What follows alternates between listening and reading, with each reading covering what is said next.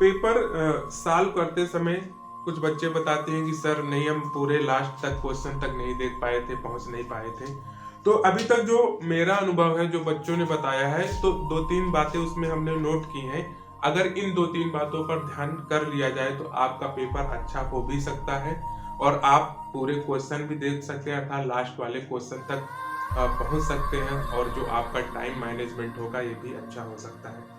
तो 2-3 पॉइंट हम बताएंगे, उसके अकॉर्डिंग आप लोग उसी को मैनेज कर लेंगे तो आपके जो पेपर देने का जो तरीका होता है वो थोड़ा सुधर सकता है।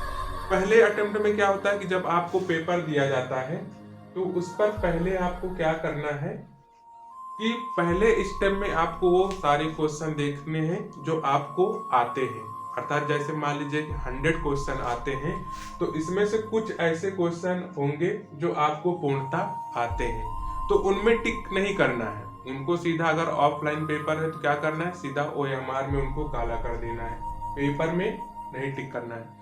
तो फर्स्ट स्टेप में आपको वो क्वेश्चन सॉल्व कर लेने हैं, या OMR है तो उसमें काला कर देना है, या ऑनलाइन पेपर है तो उसमें टिक कर देना है।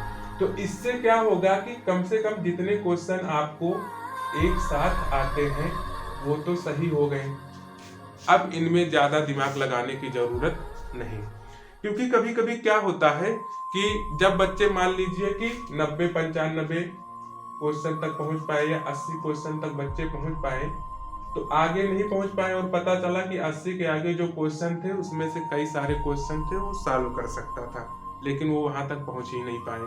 तो आपको पहले स्टेप में यही करना है, जितने क्वेश्चन है उनको पूरे देखना है और इन पूरे क्वेश्चनों को देखने के बाद क्या करना है कि जो क्वेश्चन आपको कंफर्म है 100% वाले, अगर ऑनलाइन पेपर है तो उसमें टिक कर देना है, ऑफलाइन पेपर है तो उसमें काला कर देना है। फिर आपको क्या करना है कि दूसरे स्टेप में आपको वो क्वेश्चन मिलेंगे कि ये क्वेश्चन तो पूरे आपके हो गए।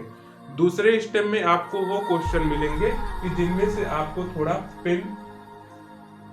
थोड़ा सा कैलकुलेशन आपको करने की जरूरत पड़ेगी। अब पेन चलाने की जरूरत या कैलकुलेशन करने की जरूरत पड़ेगी। अब इसमें वो क्वेश्चन होंगे, फिर इसके अकॉर्डिंग फिर क्या करेंगे आप लोग, फिर वो क्वेश्चन क्या कर देंगे, सही कर देंगे, अर्थात जिसमें थोड़ा सा आपको कैलकुलेशन करने की जरूरत पड़ी। ये आपका दूसरा स्टेप हो गया। तीसरे स्टेप में आपको क्या करना है कि अब इसमें तो नॉर्मली आपको पेन या कैलकुलेशन करने की जरूरत पड़ी, फिर उसमें क्या है कि तीसरे स्टेप में हो सकता हो कि आपको इनसे थोड़ा ज्यादा कैलकुलेशन या क्वेश्चन को सॉल्व करने की जरूरत पड़े। लेकिन आप इसके पहले ये भी देखें कि आपके तो वो क्वेश्चन पूरे सही हो गए ना जो आपको अच्छी तरीके से आते हैं, और वो भी सही हो गए हैं कि जिनमें आपको कैलकुलेशन करने की जरूरत थोड़ी बहुत पड़ी थी।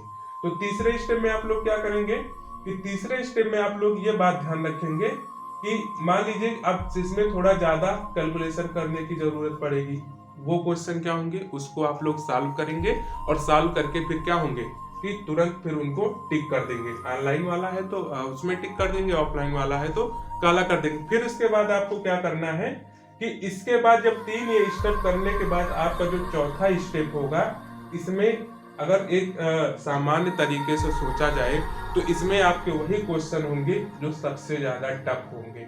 और एक पेपर में क्या होता है कि कम से कम 5, 10 या 15 क्वेश्चन ऐसे आपको आते हैं, आपको ज्यादा कैलकुलेशन करना पड़ता है, या ये भी हो सकता है कि आपको उसमें से 4-5 क्वेश्चन ऐसे होंगे जो आपको एकदम या पूरी तरीके से ना आ रहे होंगे। तो आप लोग ये ध्यान रखेंगे पहले स्टेप में आपको क्या करना है कि पूरे वो क्वेश्चन टिक कर देने हैं जो आपको पूर्णतः पता है, पूरी तरीके से आते हैं।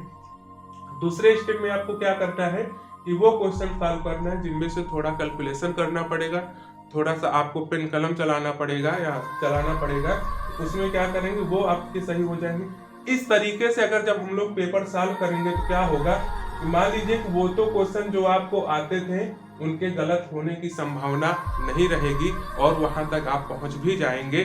अगर लास्ट में तीसरे स्टेप में या चौथे स्टेप में आपका टाइम भी कम पड़ गया तो क्या होगा कि आपको उतनी दिक्कत भी नहीं होगी, क्योंकि ऑलरेडी आपने वो जो आपको क्वेश्चन आते थे वो पहले या दूसरे स्टेप में जो बचे कुचे थे तीसरे स्टेप में आप लोगों ने कर लिए।